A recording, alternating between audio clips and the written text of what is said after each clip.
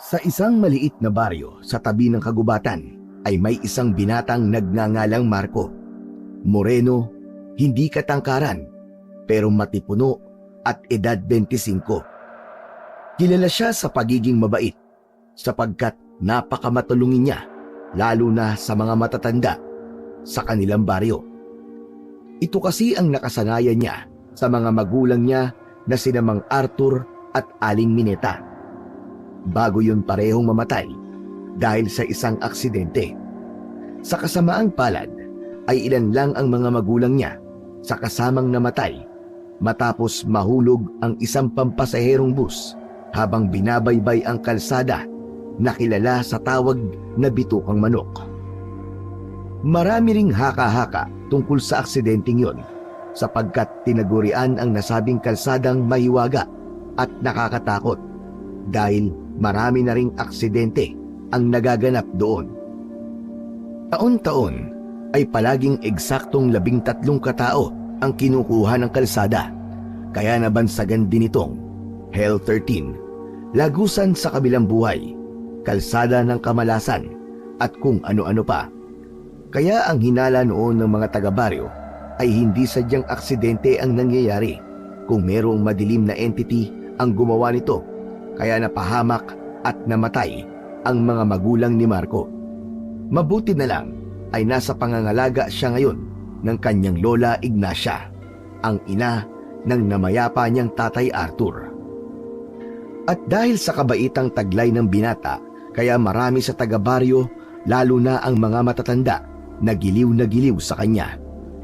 Sapagkat meron din siyang sex appeal at maganda ang hubog ng katawan, kaya ang iilan sa mga taga roon ay niloloko siya na pinagkakasundo sa kanilang mga apo.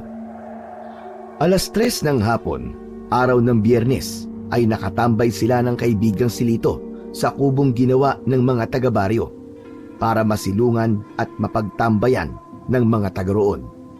Ang kubong tinutukoy kasi ay nasa boundary ng maliit na baryo at ng kagubatan. Naisipan itong itayo dahil upang may mapagpahanginan ang mga taong pagod na pumapasok sa gubat para mangaso, mangahoy, manguha ng mga bunga ng kung ano-anong punong kahoy at maghanap ng mga halamang gamot. Ang sinasabing kagubatan ang isa sa pinagkukunan ng kabuhayan ng mga nakatira sa maliit na baryo. Subalit kahit marami na ang pumapasok sa kasukalan nito, ay hindi pa rin nawawala ang hiwaga at katatakutang bumabalot sa loob ng gubat. Marami pa rin ang mga kaganapang hindi maipaliwanag, kaya maingat pa rin ang lahat sa tuwing sinusuong ang nasabing kagubatan. Habang nakatingin sa kalangitan, ang matangkad at payat na si Lito ay nangunguyakoy pa ang paa nito. Nagdudulot tuloy ito ng pag-uga ng kawayang inuupuan nilang magkaibigan. Ano, Koy? Pupunta ka pa ba sa gubat? Parang uulan kasi, oh. Tingnan mo yung langit. Napatingin din muna roon si Marco at sinuring maigi kung tama ang sinasabi ng matalik niyang kaibigan. Madalas kasing magdahilan si Lito sa tuwing pupunta sila sa gubat. Natatakot kasi ito sa mga kwento-kwento ng mga kalugar nila. Bago pa umulan, nakabalik na tayo rito. Hindi naman tayo magpupunta sa masukal na parte ng gubat eh. Doon lang tayo sa bungad kasi doon maraming tuyong kahoy. Paano kung umulan nga bigla? Sus, natatakot ka na naman ba? At dinadahilan mo pa ang pagkulimlim ng langit? Lito, hanggang 5:00 lang naman tayo at hindi na magpapaabot ng kagat ng dilim. Kailangan ko rin kasing makauwi sa bahay dahil medyo masama ang pakiramdam ni Lola ngayon eh. Yun naman pala eh. Masama ang pakiramdam ni Lola Ignacia eh. Bakit pa tayo mangangahoy? Para nga may pera tayo. Kasi naman tumunga nga tayo maghapon. Hindi naman tayo makakapulot ng 200 pesos, di ba? O ano? Ayaw mo ba? Naudlot panandalian sa pagsasalita si Marco sapagkat mula sa hindi kalayuan ay sabay nilang nakita ang pagguhit ng kidlat sa madilim na bahagi ng kalangitan. Sinundan ito ng mahinang tunog ng kulog. O ayan na, umuulan na sa kabundukan. Baka mamaya, biglang rumagasa pa yung tubig sa ilog eh. Ikaw nga, wag kang OA, Lito. Wala namang ilog sa bungad ng gubat eh. Ano ka? Meron kaya? Stapa yun, hindi ilog. At hindi raragasa ang tubig doon galing sa bundok. Paano mo naman nasabi? Dahil nasa kabilang ibayo pa yung malaking ilog. Sa bulubunduking parte na ng gubat. Ito naman, parang bago ng bago, parang hindi alam. Ano, sasama ka ba? Kasi kung hindi, aalis na ako at itong si Morley na lang ang isasama ko. Mas matapang pa tong aso ko kaysa sa'yo eh. O sige, hihintayin na lang kita rito. Bahala ka na nga. Hindi kita hahatian ng pera kahit hintayin mo ako dyan. Eh di wag. Uuwi na lang ako. Natatawang pinagmasdan ni Marco ang matalik na kaibigan habang tila batang nagdadabog palabas ng kubo. Ilang metro na ang layo ni Lito nang maisipan niyang bumalik habang hindi maipinta ang muka sa pagkabanas. Umupo siya uli sa mahabang kawayan bago napapangusong parang bata na hinarap ang matalik na kaibigan. O sige tol, ganito na lang ha. Hihintayin kita, tapos ako na magbubuhat ng mga panggatong hanggang kinamang Beryong. Kahit bigyan mo na lang ako ng 50 pesos. Okay, yun lang naman pala eh. Deal, 150 ang sa akin, 50 ang sayo. Matapos magkamayan, ay tinawag na nga ni Marco ang alaga niyang asong si Morley na isang pure Pinoy breed dog na mas kilala sa tawag na Philippine Forest Dog at tinagurian din ng iba na witch dog. Nagkakakawag ang buntot ng nasabing aso saka tumahol-tahol hanggang sa maglakad na sila papasok sa kakahuyan. Nang medyo malayo-layo na ay napalingon pa ulit si Marco sa kubo matapos marinig na magsalita ang matalik niyang kaibigan. Tol, hanggang alas 5 lang ha. Kapag wala pa kay ni Morley, uuwi na talaga ako. Oo na!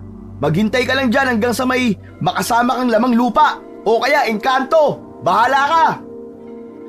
Pagkatapos niyang sabihin yon, ay tumakbo na siya hanggang sa mawala na sa paningin niya ang kubo at si Lito.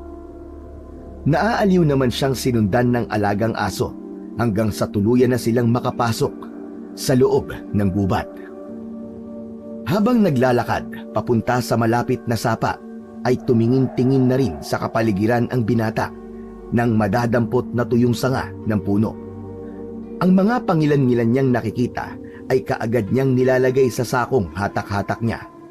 Malaking tulong din si Morley sapagkat dumadampot din ito ng mga tuyong sanga ng puno. Minsan nga lang ay napapangiti na lang si Marco dahil kahit mga bato at tuyong dahon ay ibinibigay sa kanya ng alagang aso. Sa tuwing makakasalubong siya ng ilang mga taga-baryong kakilala ay napapayukod ang binata habang bumabati ng magandang hapon. At mabilis na sumapit ang oras. 4:30 na ng hapon. Pagkakita niya sa sapa ay patakbo siyang lumapit dito na sinundan din naman kagad ni Morley. Bilisan mo, Morley! Bilis! Tara, bilis! Habang bitbit sa balikat ang sakong may nangangalahati ng tuyong kahoy, ay dali-dali siyang tumawid sa sapa. Hinanap niya rin kagad ang isa pang kubo na ginawa rin ng mga taga-baryo para maging silungan ng sinumang mapapadpad doon. Nang nasa maliit na kubo na, ay inilapag niya pansamantala ang sako at isinandal sa haligi ng kubo. Saglit siyang naupo sa mismong pintuan habang naglilibot ng tingin kung meron bang mga tuyong kahoy na maaari niya madampot at gawing panggatong na ibibenta kay Mang Beryo. Orly, maghanap ka na muna ng mga panggatong. Dalhin mo sa akin dito ah. Magpapahangin lang ako saglit. Sige na. Pagtahol ng aso ay tumakbo kagad to malapit sa sapa at naghanap nga ng mga tuyong kahoy. Si Marco naman ay saglit na tumingin sa itaas sapagkat medyo makulimlim ang paligid. Medyo mapuno sa lugar na yon pero nakikita pa rin naman ang kalangitan. Anak nang, mukhang tama nga si Lito ah. Mukhang uulan nga. Hindi pa man siya natatapos sa pagsasalita ay nakarinig na siya ng malakas na kulog na para bang merong dumadagungdong sa kalangitan. Natigilan din ang aso at napatingin sa langit na parang alam ang nangyayari sa paligid. Morley! Morley, dali! Balikan na rito! Bilis! Kaagad na sumunod ang aso na may dala pang maliit na tuyong sanga. Pagkaabot sa kanya nito ay inilagay niya rin sa sako at binitbit ang nasabing bagay para ipasok sa loob ng kubo. Nagbabadya na kasing pumatak ang ulan. Hindi nga nagkamali ang binatang matipuno sapagkat unti-unti na ngang bumuhos ang ulan. Simula sa manipis na ambon hanggang sa magtuloy-tuloy na ito. Nanatili lang tuloy sila sa loob ng kubo habang nagpapatila ng ulan at nakatingin sa sapang unti-unting lumalabo ang tubig. Hindi naman nababahala si Marco dahil wala pang pagkakataon na tumaas ng gusto ang tubig sa sapang yon. At kung sakaling mangyari man, mataas din naman ang kinalalagyan ng kubo kaya hindi sila mapapahamak ng kanyang alagang aso. Ay nako, umamalasin ka nga naman oh. Ang sabi ko pa naman kay Mang Beryong, 2 sakong dadaling ko sa kanya. Kung alam ko lang na uulan eh. Ay nako, kanina pa dapat kami nilito nagpunta rito sa gubat. Kung minamalas ka nga naman talaga, oo. Umuungot-ungot pa ang forest dog na parang nauunawaan ang kanyang mga sinasabi. At dahil doon, ay hinimas-himas na lang niya sa ulo bago kausapin na parang bata. Huwag kang mag-alala, Morley. Papatilain lang natin ang ulan. Pagkatapos, babalik na tayo. Wala na eh. Basa na ang mga kahoy kaya wala na ring silbi yung mga makukuha natin. Sabay na dumungaw ang dalawa sa pinto habang naghihintay sa pagtila ng ulan. Pero kabaligtaran ang nangyari. Mas lalo lang lumakas ang buhos kaya tuluyan ng nanlabo ang tubig sa sapa. Mas umingay din ang paligid. Mas lumakas ang tunog ng kulog at kidlat, senyales na nasa mismong kinaroroonan na nila ang ulap na may dala rito. Pinagmasdan ng binata ang kanyang aso na pumunta na lamang muna sa isang sulok at natulog, hanggang sa nahiga na lang din siya habang naghihintay sa pagtila ng ulan. Ay nako, tama. Umidlip na lang muna tayo, Morley, habang malakas pa ang ulan. Pagpikit niya ng mga mata habang nakangiti ay maya-maya lang inanod na kagad ang diwa ni Marco ng matinding antok na akala mo ay hindi siya nakatulog nitong nakalipas na gabi. Wala naman siyang kung anong napanaginipan, kaya lang ay bigla siyang napabalikwas ng bangon matapos makarinig ng malakas na tunog na parang may kung anong sumabog. Yawa! Ano yung pagsabog na yun? Habang nakaupo sa sahig, ay hinanap niya kagad ang alagang aso at nang di nito makita sa pwesto nito, ay nabahala si Marco kaya dali-dali siyang tumayo. Hanggang sa marinig na nga ang pagtahol ni Morley mula sa hindi kalayuan. Dahil doon ay sumilip siya sa likurang bintana kung saan ay tumambad sa kanyang paningin ang nagliliyab na puno na may senyales ng pagtama ng kidlat. Ang apoy na nanggagaling sa punong yon ang tanging nagsisilbing liwanag sa madilim na kagubatan. Doon lang din na-realize ni Marco na gabi na pala. Diyos ko po, lagot! Gabi na pala! Tapos umuulan pa rin. Sa kanya binalingan ang alaga niyang aso na nakatingin sa nagliliyab na puno. Morley! Balikan na rito, dali! Huwag ka lumapit dyan sa apoy! Delikado dyan! Lumingon sa kinaroroonan niya ang aso, subalit bumalik din ang atensyon nito sa nasabing puno na halatang mabibiyak na.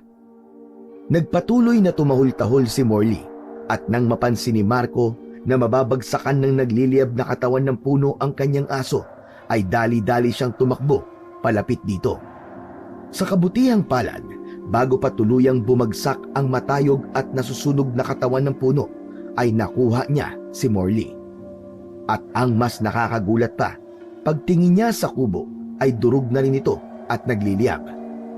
Napa-sign of the cross na lamang siya sa kamakailang beses na humalik sa aso na palitan ang pag-ungot at pagtahol. Anak nang, mabuti pala lumabas ako ng kubo, Morley. Hindi pala ako nagligtas sa'yo. Ikaw pala nagligtas sa akin. Mahina na ang ulan, pero sapat naman yon upang maapula ang apoy ng nagliliyab na puno at kubo. Kaya bago pa tuluyang magdilim, ay umalis na sila roon. Kahit abot tuhod na ang agos ng sapa, ay nakipagsapalaran na si Marco na tumawid kaysa maipit sa kadiliman ng gubat na hindi niya alam kung ano ang maaari nilang sapitin ng alaga niyang aso.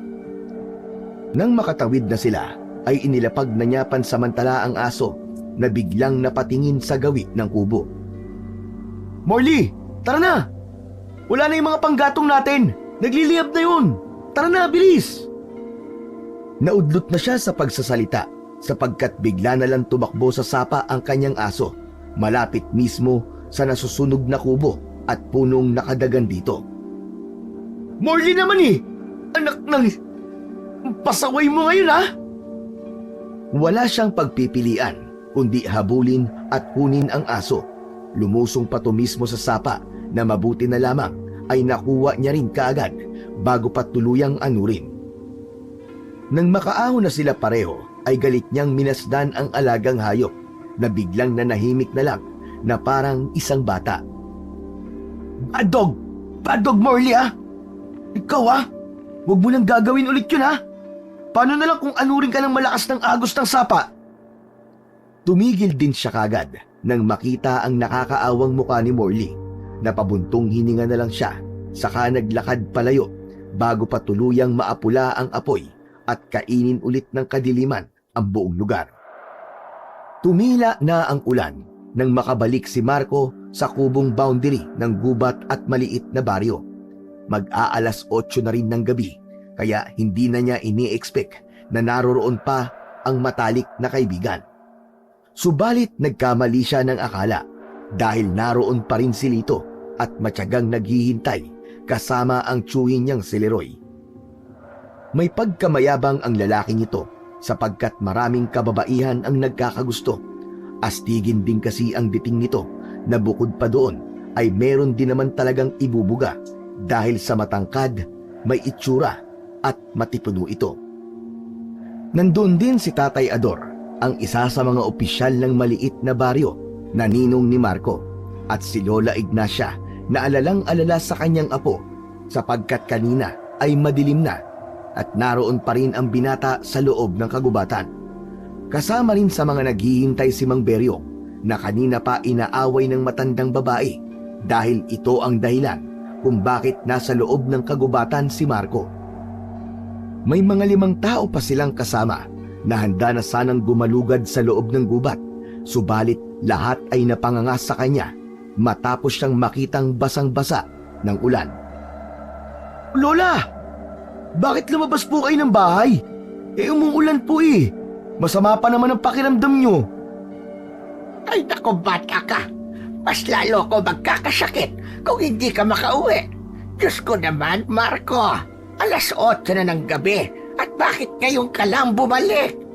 Nakita mong naghahanap na kaming lahat sa'yo." "Sorry po, La.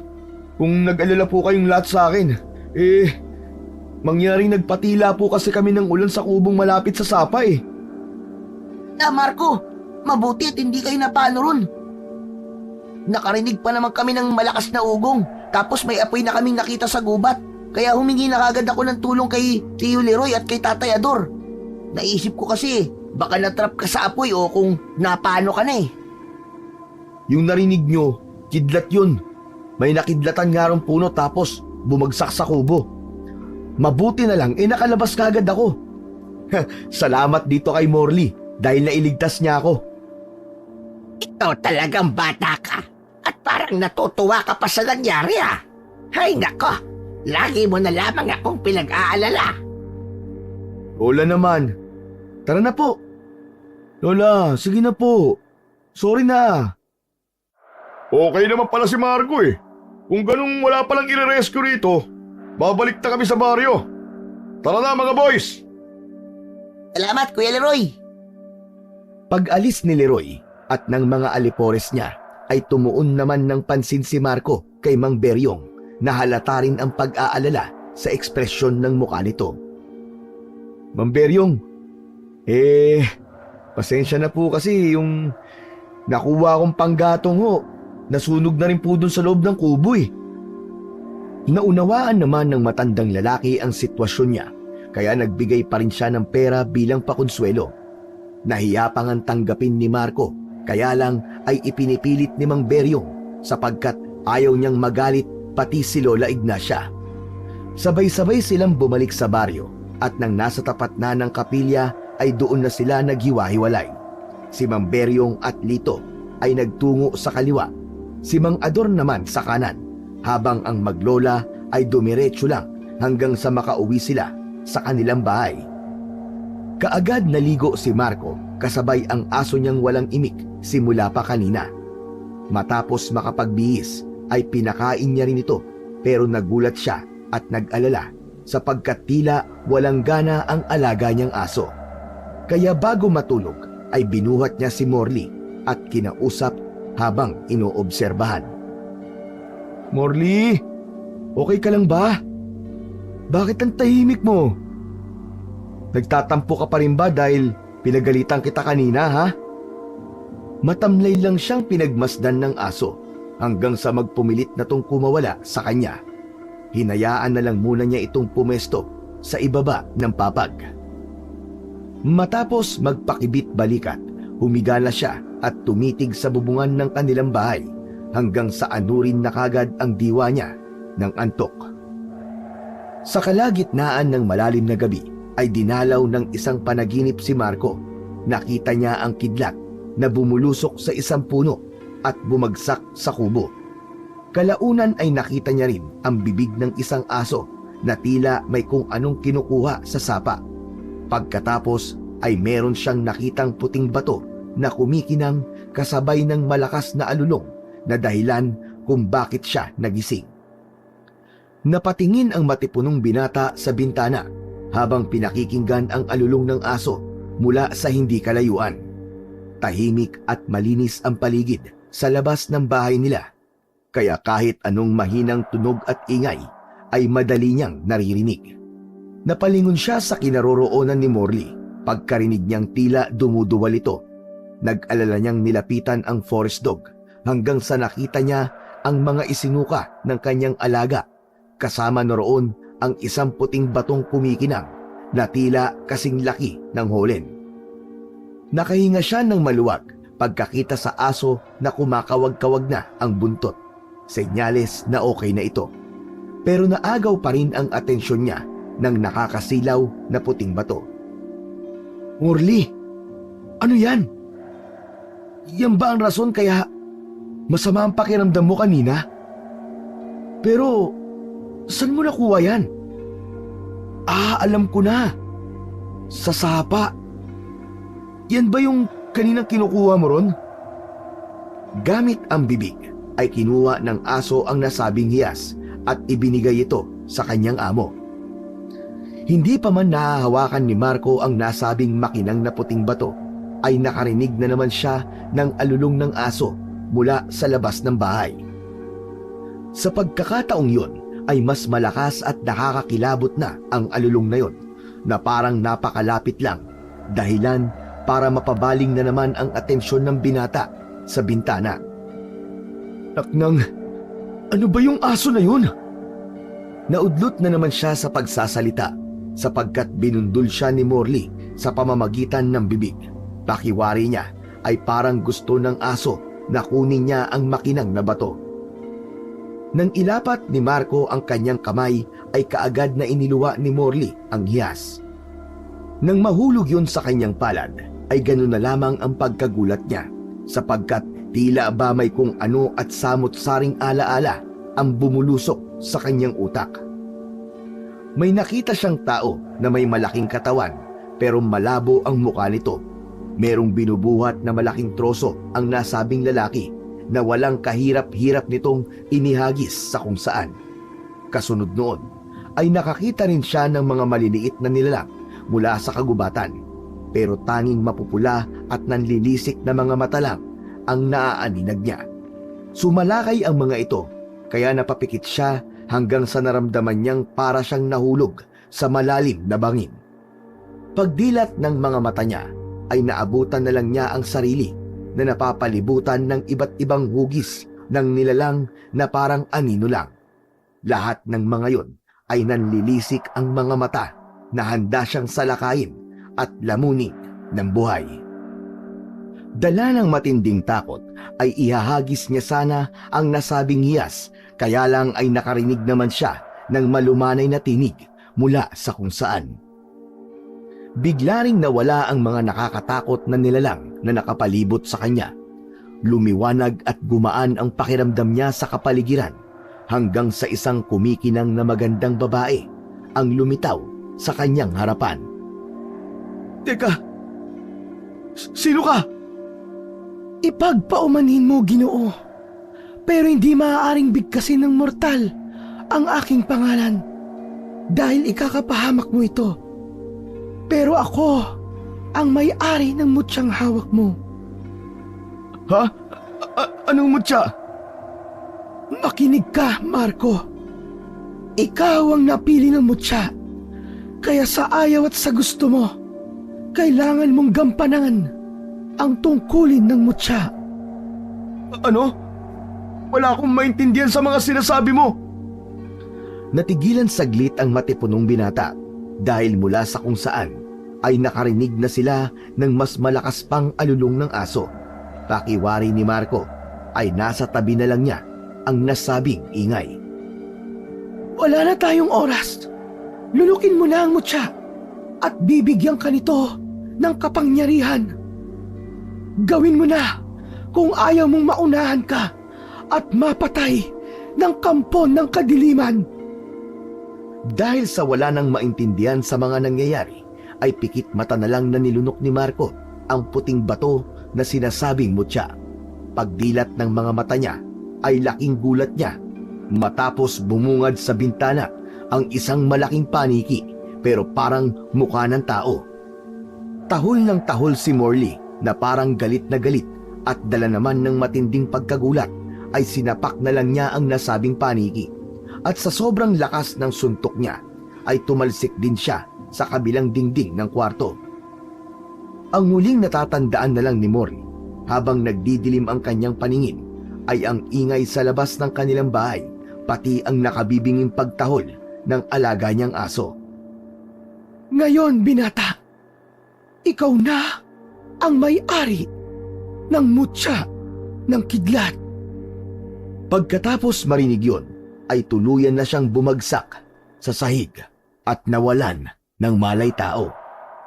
Dinala siya sa ospital nang wala sa kanyang kamalayan at nang nandoon na siya ay muli na naman siyang dinalaw ng maladiwatang babae na nagsasabing may-ari ng mutya ng kidlat. Teka, nasan ako? Huwag kang matakot, Marco. Nasa ligtas na lugar ka. Anong ibig mo sabihin? Tsaka teka, sino ka ba talaga? Daan mong mabuti ang ibibilin ko sa'yo, sapagkat maaaring ito na ang huli nating pagkikita. Gamitin mo ang mutya ng kidlat para ubusin ang kampon ng kadilimang ikinulong sa kagubatan. Subalit ngayon ay nakalaya na. Nagsisimula na silang manalakay sa mga baryo at uunahin nila ang lugar na pinakamalapit, ang maliit niyong baryo. May proteksyon ang mutya na yan laban sa masasamang nilalang at hindi kanila basta-basta masasaktan. Bago pa makasagot ang binata, ay nakaramdam na siya ng kakaibang puwersa. Isang madilim na puwersang parang gusto siyang gawan ng masama. Dahil doon ay naalarma si Marco na tila hindi na rin alam ang gagawin. Binata, kailangan mo nang gumising bago pa may mangyaring masama sa'yo at makuha ang mutya ng kidlat. Hindi pa pwedeng mapasakamay ito ng mga nilalang ng kagubatan. Gumising ka na, binata! Gumising ka na! Sa isang kisap mata ay biglang nagising na nga si Marco. Napatingin siya kagad sa pinto ng kinaroroonan niyang silid dahil tumunog to ng mahina na parang merong pumasok. Pagkatapos nun ay marahan niyang iginala ang tingin hanggang sa tumambad sa kanyang paningin si Lito na nakatanghod ang ulo sa bandang hita ng tinutulugan niyang higaan. Iaangat niya sana ang kaliwang kamay niya, kaya lang ay natigilan siya matapos niyang mapansin na may benda yon at may kumukonektang dextrose. Napakunot ang noo niya at inalala ang mga nangyari. Ginising niya si Lito dahil wala siyang maalala at nanakit ang kanyang ulo dahil sa sobrang pag-iisip. Lito! Lito! Ano ba nangyari? Nasaan tayo? Uy! Marco! Gising ka na pala? Hindi na siya nasagot ng matalik na kaibigan sapagkat bigla na lang tumakbo palabas ng silid. Narinig pa niya ang boses nito na tila natataranta sa pagsigaw. Nurse! Nurse! Gising na ang kaibigan ko! Nurse! Nurse? Aba, kung ganun, nasa ospital ako. Paano ako napunta rito? Muli niyang inalala ang mga nangyari hanggang sa tila kusang sumagi na lang sa isip niya ang mahinhin na boses ng isang babae. Pagkatapos nun ay sunod-sunod na niyang naalala ang lahat. Ang malaking katawang lalaki na bumubuhat ng mabigat na troso, ang mga maliliit na nilalang sa kagubatan, at ang nakakatakot na mga imaheng nakapalibot sa kanya.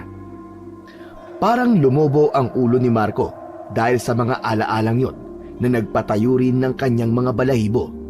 Subalit mas lalo siyang nahintakutan nang maalala ang malapaniking nilalang sa bintana ng kanilang bahay na sa pagkagulat niya ay nasapak niya at pareho silang tumalsik.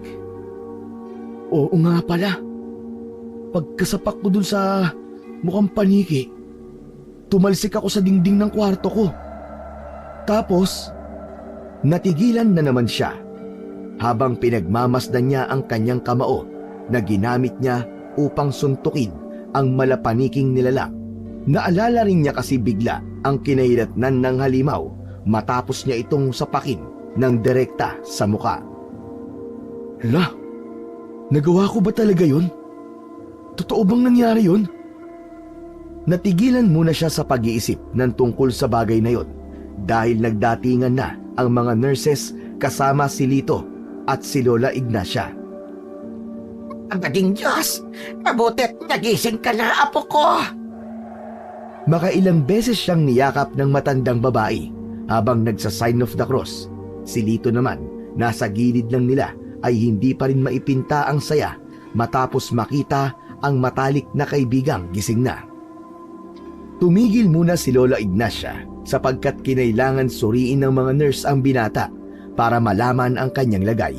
At nang matapos na, ay saka sila nag-usap na maglola kasama pa rin ang matalik niyang kaibigan.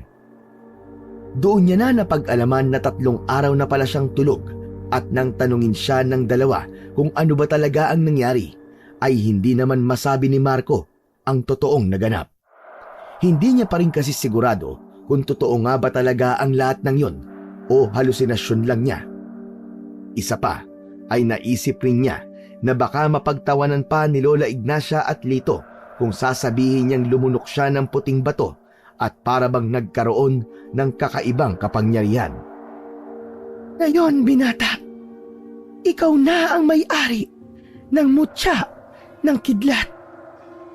Napasalita na lang siya sa isip habang pakunwaring nakikinig sa kwento ng kanyang lola at ni Lito. Ano to? Pambihira. Para na akong si Darna. Oh, bakit ka tumatawang mag-isa dyan? Side effect na ba yan ng 3 araw na tulog mo? Ha? Hindi. Ikaw talaga, pasaway ka talaga, Lito. Siya nga pala, Lola. Kumusta na po si Morley? Napapakain po ba siya na maayos? Oo, apo. Kapag nandito kami ni Lito, si Beryong o di kaya si Adora nagpapakain doon sa aso mo. Saka, hindi yun magugutom. Dahil yung mga nasa baryo laging nagdadala ng mga pagkain doon sa bahay. Oo, tol. Mas mahal pa nga nila yung aso kaysa sa akin eh. Natigil na sila sa usapan matapos dumating ang doktor na magsusuri kay Marco. Meron lang tong sinabi at pag-alis ay laking tuwa nilang tatlo dahil sa maganda ang ibinalita ng doktor. Ay, salamat naman sa Diyos dahil walang nakitang malubhang sakit sa'yo, Apo. Bukas ay makakauwi na tayo. Kaya nga, Marco, nakakamiss na rin ng baryo pati yung mga tao ron. Saka namimiss ko na rin kumain ng may lasa. Dito kasi mga walang lasa ang pagkain eh. Parang hindi nila nilalagyan ng asin. Swail kang bata ka. Hindi naman kasi para sa'yo pagkain na yon, tapos kinakain mo. Para sa may sakit ang mga pagkain dito, kaya walang lasa ang karamihan. Ulo, grabe naman sa akin si Lola. Nagtawanan silang tatlo at pagkatapos nun ay tumayo na ang maliit na matandang babae mula sa pagkakaupo sa upuan. Lito, pakibantayan mo muna ang matalik mong kaibigan dito ha. Aayusin ko lang muna ang mga dapat ayusin para makalabas na tayo dito. Tapos uuwi muna ako sa bahay at bukas ng umaga ako babalik. Sige po, Lola Ignacia. Lola, mag-iingat ka po ha. Pag-alis ng matandang babae ay marami pang napag-usapan ang magkaibigan patungkol sa kagubatang nasa tabi ng kanilang maliit na baryo. Muli nilang napagkwentuhan ang mga katatakutan at kababalaghang bumabalot sa nasabing kagubatan hanggang sa mauwi ang usapan nung araw na ginabi si Marco roon. Ito, Marco, curious lang talaga ako eh. Bakit kasi hinintay mo pang maggabi bago ka bumalik dun sa kubo kung saan ako naghihintay? Dapat nung nakita mong umulan na, iniwan mo na rin yung mga kahoy tapos naligo na lang kayo sa ulan ni Morley. Ano kasi, nakaidlip kasi talaga ako sa kubo ron malapit sa sapa tapos nagising ako sa kidlat. Alam mo, kitang-kita ko talaga yung puno na umaapoy na natumba tapos tumama ron sa kubo. Mabuti nga nakalabas kagad ako dahil kung hindi, baka wala na, finish na. Kwento na lang talaga ako ngayon. Pero alam mo, Tol, naalala ko lang, kwento ng lolo ko noon kapag may nakidlatang puno. Ibig sabihin, may kayamanang mababaon doon sa nasunog na puno. Alam ni Tio Leroy yun. Oo nga no, anak ng teteng. Kaya pala kinabukasan nung na-ospital ka, nagpunta kagad sila sa gubat nung umaga pa lang. O ano, may napalaba sila. Tsaka, totoo ba yung tungkol doon? Baka naman kwentong matatanda lang din yun. Biglang natigilan si Marco sa pagsasalita sapagkat meron siyang naramdamang kakaiba sa kanilang paligid. Hindi niya rin maintindihan ang sarili pero parang kusa na lang lumawak at lumakas ang kanyang pandama. Hanggang sa mapatingin siya sa nakabukas na pinto ng kanilang silid at inabangan ang dadaan doon. Nang makita niya ang isang magandang babae ay may tila ba merong sumagi sa kanyang isipan kaya napatanong na naman siya sa sarili. Mukha niya yung kumikinang na babae. Yung may-ari ng mutya. Nagkatitigan sila ng mata sa mata hanggang sa tila ba bumigat na lang ang kanyang pakiramdam. Parang nag-init ang kanyang katawan na gusto niyang masuka at maluha. Mabuti na lang ay bigla siyang tinapik ni Lito na nagtataka habang salitan siyang pinagmamasdan at ang kinaroroonan ng pintuan. Teka, sinong tinitingnan mo sa pintuan, huy? Huy! Ha? Wala. Tol, maiba tayo ng usapan. Hindi ko na kasi masyadong maalala eh. Pero ano bang nangyari, bakit ako napunta rito sa ospital? Ito naman ikaw nga yung tinatanong namin kanina pa ni Lola Ignacia eh. Tapos ngayon, ako naman ang tatanungin mo. Nagsawisyo ka na ba talaga ha? Parang lutang ka pa rin kasi. Ang totoo, Tol, wala kasi talaga akong maalala eh. Sabi nga ng lola mo, nagising siya kasi tahol ng tahol si Morley. Tapos yun, pag akit niya sa kwarto mo, nagulat na lang siya, nakaandusay ka na sa sahig. Tapos sira yung dingding, pati na yung grills ng bintana ng kwarto mo. Nahulog daw. Bukas, pag uwi mo, makikita mo kung gaano yung kasira at sana maalala mo kung ano nangyari sa'yo at paano yun nangyari. Ganun ba? Salamat, Lito ha. O sige, walang anuman. O diyan ka muna ah. Bibili lang ako ng pagkain natin para sa hapunan, para may lasa naman. Paglabas ni Lito ng silid ay pasimpleng napayukom ng mga kamao si Marco sapagkat nakumpirma na niya sa matalik na kaibigan na hindi nga panaginip ang nangyari nung gabing yon. Totoong inatake siya ng taong paniki at sinapak niya to. At dahil sa sobrang lakas ng puwersang nanggagaling sa kanya, ay hindi niya nakontrol ang kanyang pagsuntok at tumalsik siya. Ngayon, binata, ikaw na ang may-ari ng mutya ng kidlat. Ibig sabihin, meron na akong kapangyarihan galing sa mutya. Yung nakita kong babae sa pintuan kanina, kamukhang kamukha niya yung kumikinang na babae sa pangitain ko. Pero parang magkaiba sila ng dating ng aura.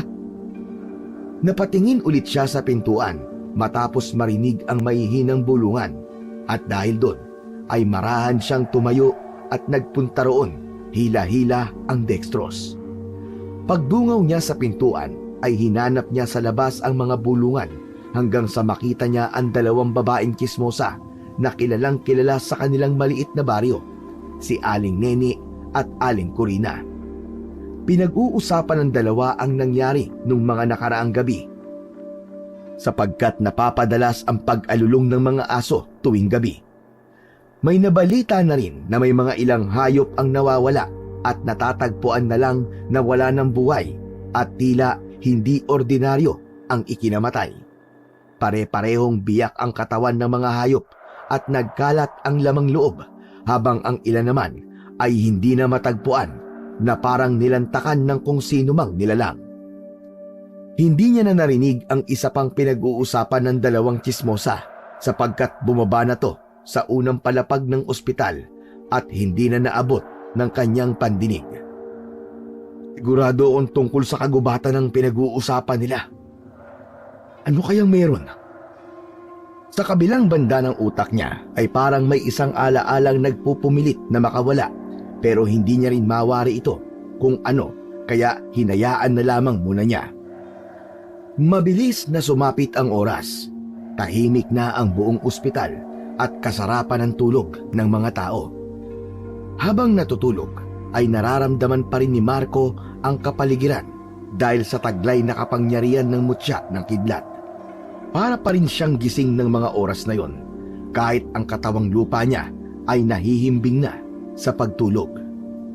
Maya-maya pa ay nakawala nga sa isipan niya ang ala-ala na kanina pang hapon nagsusumiksik.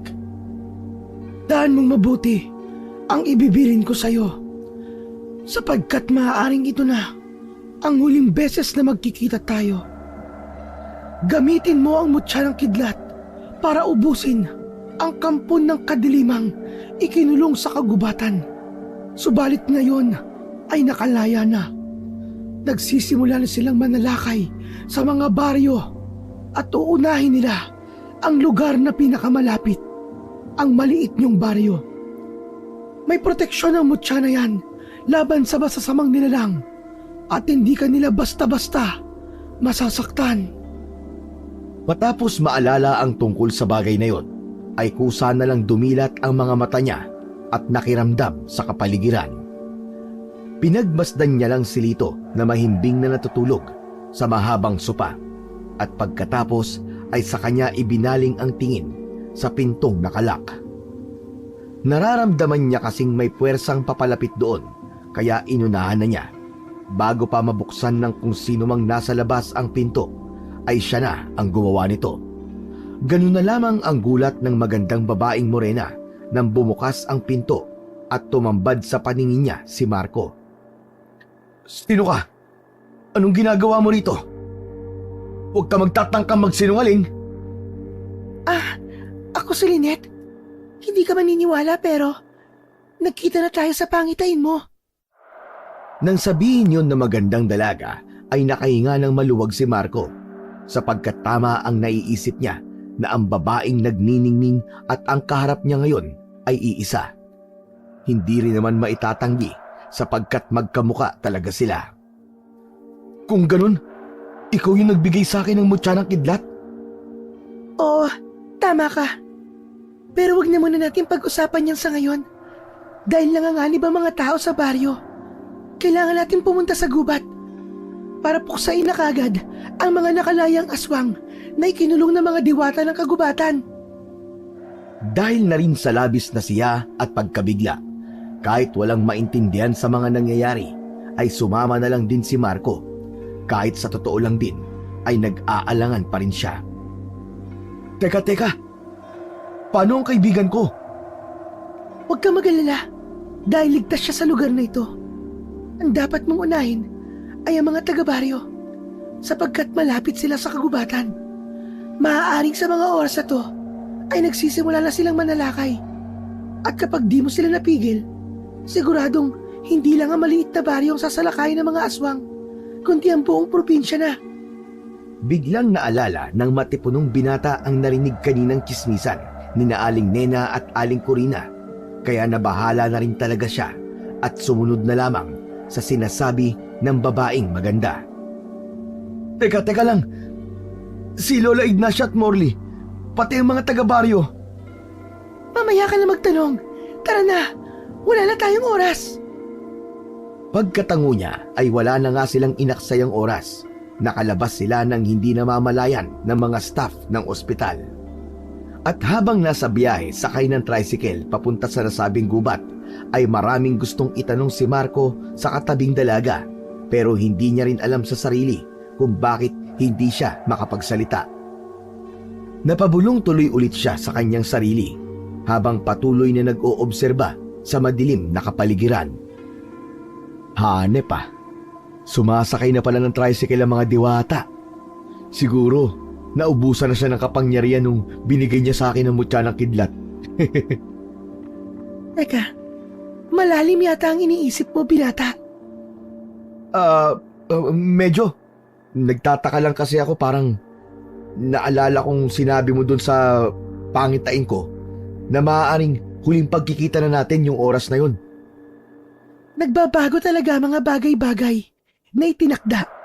Kaya maghanda ka dahil pagdating natin sa kagubatan, siguradong mararamdaman ng lahat ang presensya mo dahil sa kapangyarihan ng mutyang bumabalot sa'yo. Hindi ko rin alam, pero pakiramdam ko naman handa na ako. Mabuti kung ganon. Isang malapad na ngiti ang iginawad ng magandang dalaga, pero iba ang naging dating nito para sa matipunong binata. Hindi niya matukoy sapagkat hindi niya pa ganoon kabisado ang kapangyarihan ng mutya. Pero nakukutuban niya rin talagang merong ipinapahiwatig sa kanya ang puting hiyas. Para makampante siya ay pinagkiskis na lang niya ang mga palad habang nakatingin sa madilim na daang pinapaliwanag lang ng ilaw ng sinasakyan nilang tricycle. Ayos ka lang ba? Parang nababalisa ka, Marco. Hindi ko rin alam Pero pakiramdam ko, parang merong mali Parang may hindi magandang mangyayari sa atin. Natigilan na siya sa pagsasalita nang hawakan ng magandang dalaga ang kanyang mga kamay. Pero tinanggal din yon sapagkat pakiramdam niya uminit ng gusto ang kanyang palad. Doon niya na nga napagtanto ang mali at kakaibang pakiramdam hanggang sa meron na naman siyang naalalang isang mahalagang bagay. Paumanhin, pero hindi maaaring bigkasin ng mortal ang aking pangalan dahil ikapapahamak mo ito. Pero ako ang may-ari ng mutyang hawak mo. Tila nagpantig ang kanyang tenga matapos yung maalala, kaya kaagad niyang nilingon ang magandang dalaga at lakas loob na nagsalita. Hindi ikaw ang diwatang may-ari ng mutya. Pero bago pa niya matapos ang sinasabi, ay mahigpit na siyang hinawakan sa leeg ng babaeng unti-unting nag-iba ng anyo. Pero dahil meron na siyang kapangyarihan galing sa mutya, kaya malakas niyang natapik ang kamay ni Lynette. Nabali ito at lumagutok ng gusto, kaya napahiyaw ang dalaga. Hiyaw na katono ng isang dyablo. Kahit mabilis ang pag-andar ng tricycle, ay walang pakialam si Marco. Tumalon siya palabas dito at nagpagulong-gulong sa madilim na kalsada.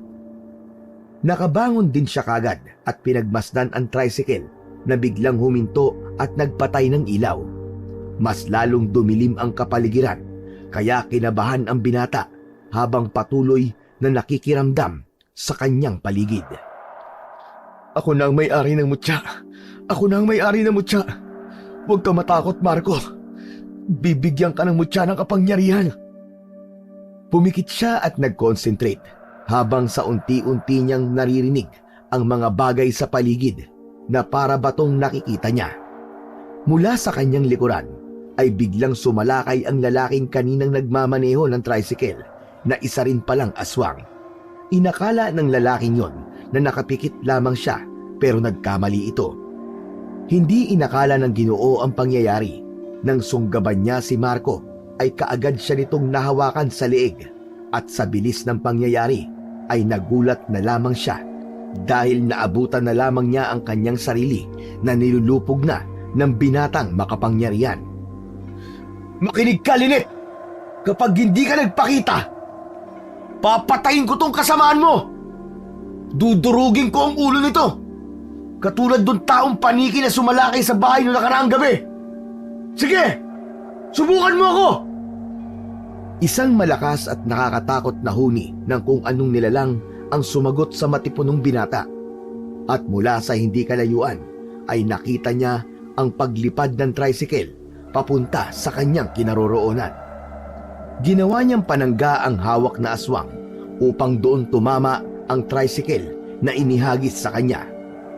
Tumalsik at nagpagulong-gulong si Marco na huminto lang matapos tumama sa isang puno na nasa gilid ng kalsada. Mahilo-hilo siyang tumayo at napahawak sa kanyang noo matapos maramdamang merong tumatagas na dugo doon. Nagkulay pula kasi ang paningin niya pero ganun na lang din ang gulat niya sapagkat sa pangalawang paghawak niya sa sugat sa noo ay magaling na kagad ito. Ayos ah! Gumaling kagad ang sugat ko! Hahanep! Para ako si Wolverine ah! Ngumiti siya at muling pinakiramdaman ang madilim na kapaligiran. Ganun na lang din ang pagkamangha niya sapagkat para na siyang may night vision na malinaw na nakakakita kahit sobrang dilim ng paligid. Natanaw niya ang lalaking aswang na nasa gitna ng kalsada. Tila naghihingalo na ito dahil sa nakadagang tricycle sa dibdib. Lumapit siya rito at walang kahirap-hirap na binuhat ang mabigat na nakadagan dito, dahilan para makahinga na to ng maluwag. Bakit ako pinapupunta ni Lynette sa gubat, ha? Bakit niya ako isinama ron? Patayin mo na ako. Hindi ako magsasalita. Kahit na ano pang sabihin mo. Anak ng diablong buang, oo. Ang tapang mo pa. Eh kung ibagsak ko kaya tong tricycle na to sa'yo. Huwag kang tanga. Iniwan ka na nga niya dito eh. Sa tingin mo, may pakialam siya sa'yo kung mabuhay ka pa o hindi? May aswang palang bobo. Umangin na lang ng malakas ang aswang at pagkatapos ay gumapang to. Pero tinapakan niya ng pagkadiin-diin sa magkabilang hita. Kaya mas lalo itong napaungol sa sobrang sakit.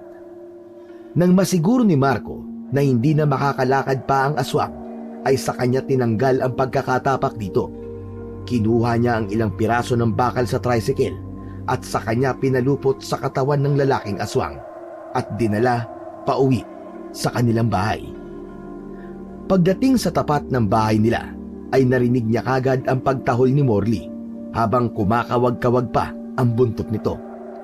Sinundan naman yun ng alulong ng iilang aso mula sa hindi kalayuan, kaya kaagad niyang pinagana ang kanyang mga pandama upang tukuyin kung merong aswang na gumagala sa kanilang baryo. Nakahinga siya ng maluwag nang masigurong walang aswang, pero nabaling ang atensyon niya sa lalaking bitbit dahil bigla tong tumawa ng mahina. Hoy, diablong buwang! Ano nakakatawa, ha? Sa mga susunod na araw, wala nang matitira sa inyong baryo. Lalapitan kayong lahat ng mga kalahi ko at mababawi namin ang lugar na ito. Pati ang mga kalapit baryo, sasakupin namin. Manahimik ka nga! Dami mong alam. Tinakpan niya ang bibig ng lalaking aswang at nagpatuloy sa pagpasok sa loob ng bahay. Laking gulat naman ni Lola Ignacia sa kanyang nakita sapagkat sa kalagitnaan ng hating gabi ay naroon ang kanyang apo na ibang-iba ang aura. Nagbago kasing bigla ang pisikal na anyo ni Marco na parang mas tumikas at mas naging lalaking lalaki. Apo, ikaw ba talaga yan? Abay, anong nangyari sa'yo? Bakit ang dami mo mantya ng dugo? Aba, teka, sino yan? Pahabaging Diyos, anong klaseng nilalang yan? Pinakalma muna ng binata ang kanyang lola bago nito ikinuwento ang lahat-lahat ng pangyayari. Simula sa noong nilunok niya ang puting mutya ng kidlat na parang si Darna hanggang sa makasagupa na nga niya ang ilang aswang at mahuli pa ang isa. Makalipas ang ilang minuto, nagdatingan na rin si Leroy kasama ang kanyang grupo, pati na rin si Mang Beryong, Tatay Ador at ilang opisyal ng barangay. Nang makita nila ang lalaking aswang na nakagapos ang buong katawan ng bakal, natakot silang lahat at nagulat. Aswang ba yan? Sinong nagpulupot sa kanya na makapal na bakal na yan? Ako po, Kuya Leroy. Pagbaling sa kanya ng mga kalalakian ay mas lalong nagulat ang mga ito dahil sa kanyang kakisigan, kaya kaagad na nagpaliwanag ang binata. Nakaraang gabi ho, bago ako ma-ospital, nadiskubre po ng aso kong si Morley ang puting hiyas na yan sa gubat. Yung kumidlat po, wala po akong idea nung una kung ano yun. Saka ko na lang po nalaman na galing pala yun sa nakidlatang puno. Seryosong nakinig ang lahat kaya nagpatuloy lang sa paglalahad ang matipunong binata. Ayon po sa maladiwatang babaeng nagpakita sa pangitain ko, mutya raw ng kidlat ang tawag sa puting hiyas. Hindi siya tipikal na mutya ng kidlat dahil bukod sa proteksyon, depensa, swerte, kagalingan, lakas, ay marami pang kapangyarihang taglay ang pinagkaloob niya sa akin. Teka, bakit ikaw ang pinagkalooban ng mutya na yan? At hindi ang katulad ko na mas matured at mas may kakayahan? Yun nga po hindi ko rin po alam. Pero ipinagkaloob po sa akin to, hindi para gamitin sa kung saan-saan, kundi para gamitin sa pampuksa sa mga aswang na ikinulong sa kagubatan na ngayon po ay nakalaya na. At ayon pa po sa diwata, kailangan ko mapuksa ang pinuno nila na siguradong nasa kagubatan ngayon at nagtatago. Nagimbal ang lahat sa kanilang narinig at kitang-kita ang pag-aalala ng mga taong naroon dahil sa labis na takot. Kaya pala maraming namamatay na hayop nito mga nakalipas na araw. At nang makita ang mga yon sa sapa, karimare-mare man silapit. Abay, panay din ang pag-alulong ng mga aso tuwing gabi. Kaya pala nitong mga nakalipas na araw, parang may kakaiba sa gubat. May mga ilang tao na rin ang napapabalitang nawawala. Pero ang kagandahan nga lang, mga hindi taga rito. Pero hindi pa rin natin kailangan mag-alala. Anong hindi ang sinasabi mo, Leroy? Mas dapat tayo mabahala dahil ang maliit na baryo natin ang pinakamalapit sa gubat. Si Ignacia, kailangan tong aksyonan kaagad. Sasama ako kung kinakailangan para matugis ang mga aswang na yan. Mawalang galang na po sa inyo, mga matatanda. Hindi nyo alam kung gaano kadelikado sa gubat, lalo na sa edad nyong yan. Kaya mas mainam na kung manatili na lang kayo rito at ipaubaya sa amin ang lahat. Tama po si Kuya Leroy. Dahil ako naman ang mas merong kakayahan sa atin. Dahil sa kapangyarihan na taglay ko, magpipresenta po akong pumunta ron pero kailangan ko rin ng tulong ng ating mga kalugar, katulad po ni Kuya Leroy at ng kagrupo niya. Nag-angat din ng kamay si Tatay Ador at ang iba pang barangay opisyal at pulis. Natigilan lang sila sa usapan pagkatapos marinig na muling tumawa ang lalaking aswang na nakagapos. Dahil doon ay natuon ang atensyon nilang lahat dito at seryosong pinakinggan ang kung anumang sasabihin ito. Kala nyo ba, porke meron kayong hawak na mutya, ay matatalo nyo si Lynette? Siya ang reyna ng mga aswang sa kagubatan na ikinulong doon ng kakambal ng diwata. At sa palagay nyo, paano kaya siya nakalaya? Ituloy mo! Magsalita ka! Paano siya nakalaya? Dahil meron sa maliit na baryong ito na sakim sa kapangyarihan at yaman na nagtraidor sa inyong lahat. Pinagkalulo niya ang maliit na baryo. Humalakhak ng humalakhak ang lalaking aswang hanggang sa hindi na nakatiis pa si Marco sa nakaririnding boses nito. Gamit ang buo niyang lakas ay sinapak niya ang mukha nito. Sa sobrang lakas nun, pumutok na parang lobo ang ulo ng aswang. Nagulat naman ng lahat sa kanilang nasaksiyan. Ang iba ay napalabas ng bahay at ang iba naman ay masuka-suka sa nakita. Anak nang, napasobra yata suntok ko. Pasensya na po kayong lahat sa nagawa ko. Alam kong wala rin po ako sa posisyon para magsalita ng ganito. Dahil alam kong mas nakatatanda kayong lahat na narito.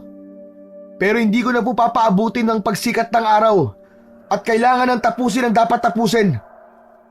Sa tulong po ng Diyos at ng kapangyarihan ng mutya ko, pupuksain po natin ang mga aswang na nasa kagubatan na siyang namamahay sa lugar kung saan po tayong lahat kumukuha ng ikabubuhay. Ano yung traidor sa maliit na baryo? Anong gagawin natin kung totoo nga at sinasabi ng aswang kanina? Mang Beryong, sabay-sabay po nating lulutasin yan at pag-iisipan kapag nagapi na natin ang tunay na kalaban. Matapos magsang-ayunan ang lahat ay naghanda na nga si Marco, Leroy, Mang Ador at ang iba pa nilang mga kasama. Habang sina Mang Beryong, Lola Ignacia at ang ibang opisyal ay nagkasundo na tipunin sa iisang lugar ang mga kababayan nila para na rin hindi mapahamak kung sakaling sumalakay sa baryo nila ang mga aswang. Makalipas ang ilang minuto, pasado 3:00 ng madaling araw, nang masiguro ni Marco na nasa barangay hall na ang lahat ng tao sa maliit na baryo, ay nagtungo na kagad sila sa gubat. Takubo na sila nag-ayos ng mga gamit dahil merong alam kahit papano si Mang Ador at Leroy, kaya nakapagdala silang lahat ng mga mabisang pamuksa sa aswang. Handa na po ba ang lahat? Pagkatango ng bawat isa ay sinuong na nga nila ng sabay-sabay ang kagubatan. Malayo pa lang sa sapa ay ramdam na ni Marco ang kakaibang puwersang bumabalot sa gubat. Hindi ganito ang pakiramdam niya nung huling nanggaling dito, kaya ngayon ay nasisiguro niyang nababalot na nga ang kagubatan ng kadiliman. Seryoso ang lahat habang siya naman ay iniisip kung sino nga ba ang taong nagtaksil at nagpalaya sa mga nakakulong na aswang sa gitna ng kagubatan. Makapangyarihang mutya, bigyan mo ko ng pahiwatig upang malaman ko kung sino sa mga taga-baryo namin ang nagpalaya sa mga aswang. Tulungan mo ko, makapangyarihang mutya. Eksaktong pagkabulong nun ni Marco ay nakarinig siya ng sigaw mula sa hindi kalayuan.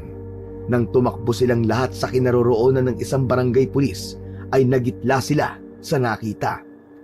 Isang patay na kalabaw na halos mahati na ang katawan sa dalawa.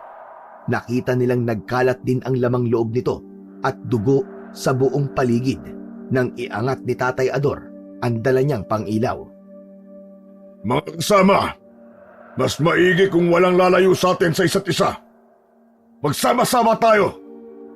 Patawid na tayo ng sapa. Paglampas natin sa nasunog na kubo, ay masusukal na ang gubat. Mas didilim na ang paligid.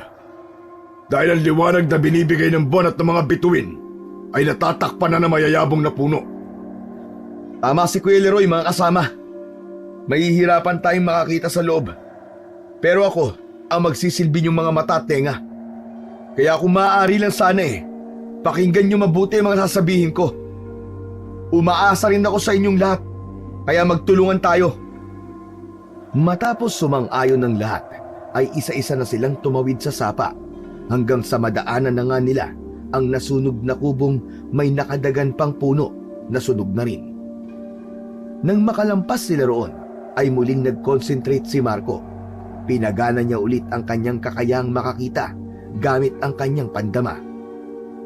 Pagkalaon ay bumulong ulit siya para humingi ng gabay sa diwatang may-ari ng mutya. Bigla na lang kasi siyang tinutuban ng hindi maganda. Makapangyarihang mutya, proteksyonan mo kaming lahat. Bigyan mo ako ng kakayahang proteksyonan ng mga kasama ko. At kung sakaling kasama namin ngayon na nagtraidor sa maliit na baryo, bigyan mo ako ng senyales. Tulungan mo ako, makapangyarihang mutya. Hindi nga binigo ang matipunong binata ng kapangyarihan ng mutya. Binigyan nga siya nito ng senyales, pero nanahimik muna siya at nagkunwaring walang nalalaman. Maya-maya pa, sa tulong ulit ng kapangyarihan ng mutya, ay narating nila ang may kalawakang ilog.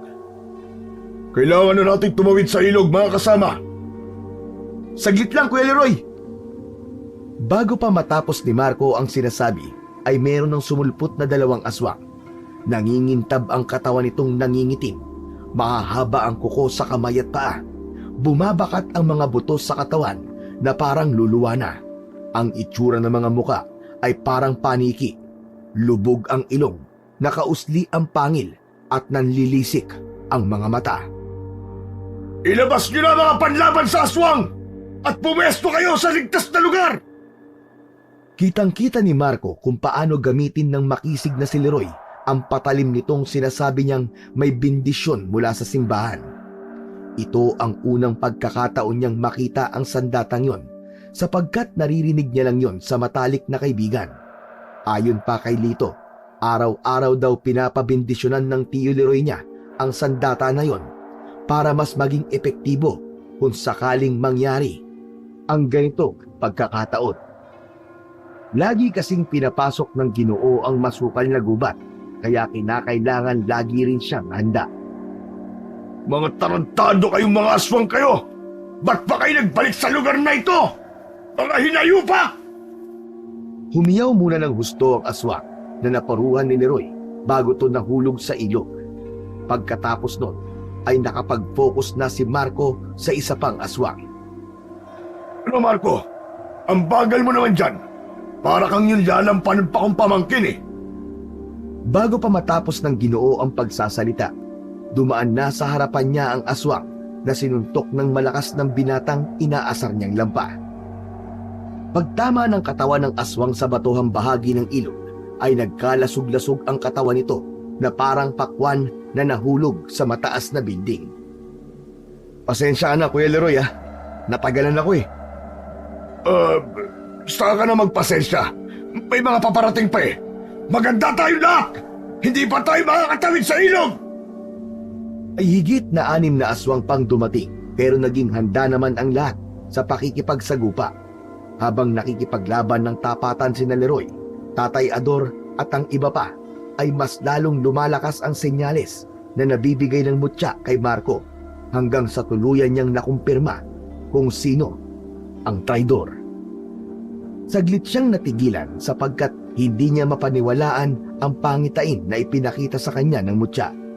Para tuloy siyang nahiya at nawala sa focus, kaya hindi niya namalayan ang 2 aswang na magkasabay na sumunggab sa kanya. Sabay-sabay silang nahulog sa malalim na bahagi ng ilog, at dahil sa mas madilim at nasa tubig, kaya nahirapan ding makapag-concentrate ang binata, lalo na at ang isa ay nakapasan sa kanya, habang ang isa naman ay nakakapit sa kanyang paanan. Pilit siyang inilulubog ng 2 para maubusan sila pare-pareho ng hininga. Mas mabigat din ang pakiramdam dahil doble ang paghahabol ng hininga niya, pero hindi pa rin siya nagpatalo sapagkat alam niya sa kanyang sarili na malakas ang taglay niyang mutya. Nang mahawakan niya sa braso ang isang aswang na nakapasan sa kanya, ay piniga niya ito gamit ang buong lakas. pumutok ang braso ng aswang kaya napahiyaw ito ng dahil sa sakit. Pagkatapos nun ay sa kanya to kinapitan sa leeg at buong lakas din niyang pinisilyon na parang pumipisil lang siya ng kalamansi. Sinundan niya ng pagsipa ng maraming ulit ang aswang na nakakapit naman sa kanyang paa. Nang makabitaw ito sa kanya ay agad-agad niya itong nilapitan at hinawakan sa leeg hanggang sa maputol niya ang ulo nito. Maya-maya pa ay umahon siya sa ilog. Hawak na ang dalawang ulo ng aswang na walang buhay. Hinagis niya sa iilan pang aswang na naroon na natakot na tuloy sumugod, lalo na at nakitang lahat sila ay merong mabisang sandata panlaban sa mga aswang. Ilabas niyo si Lynette! Ilabas niyo ang pinuno niyo! Ano? Pagsisugod kayong mga inayupak kayong mga aswang kayo! Uubusin ko kayong lahat hanggang walang matira sa inyo kung hindi kayo aalis sa kagubatang ito! Ang gubat na to ay pagmamayari ng mga taga-maliit na baryo! Amin ang gubat na ito! O ano?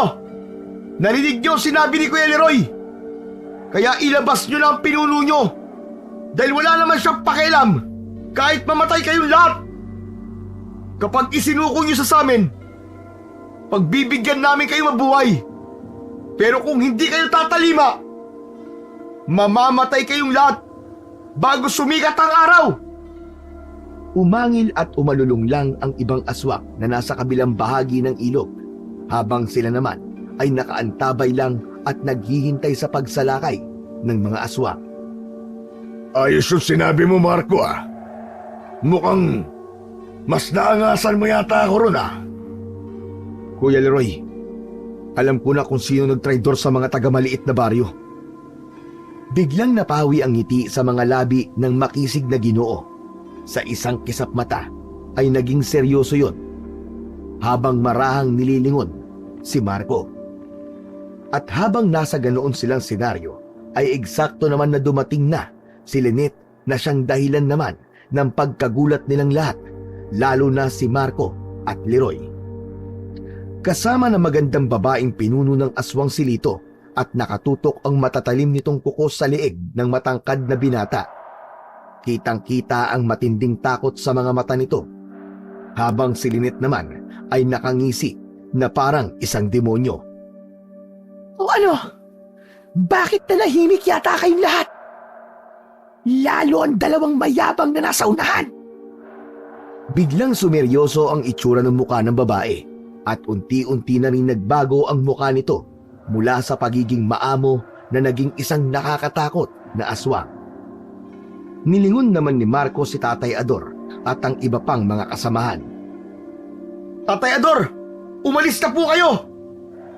Tatanggi pa sana ang Ginoo pero humirit pa si Leroy. Narinig niyo naman ang sinabi ni Marco, hindi ba?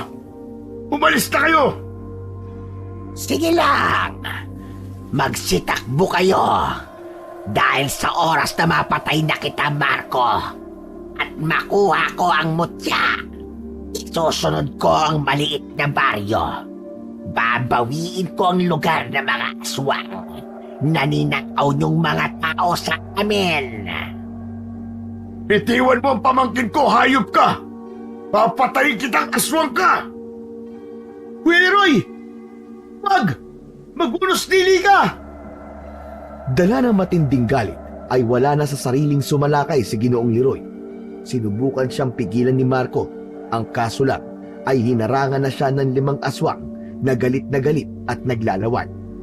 Dahil doon ay napasandal siya sa isang matabang puno at nang makaisip ng mabisang paraan ay buong lakas niyang hinugot ang puno at ginawa itong sandata laban sa mga aswang. Pinaghahampas niya ang mga aswang na isa-isang nagtalsikan sa malayo.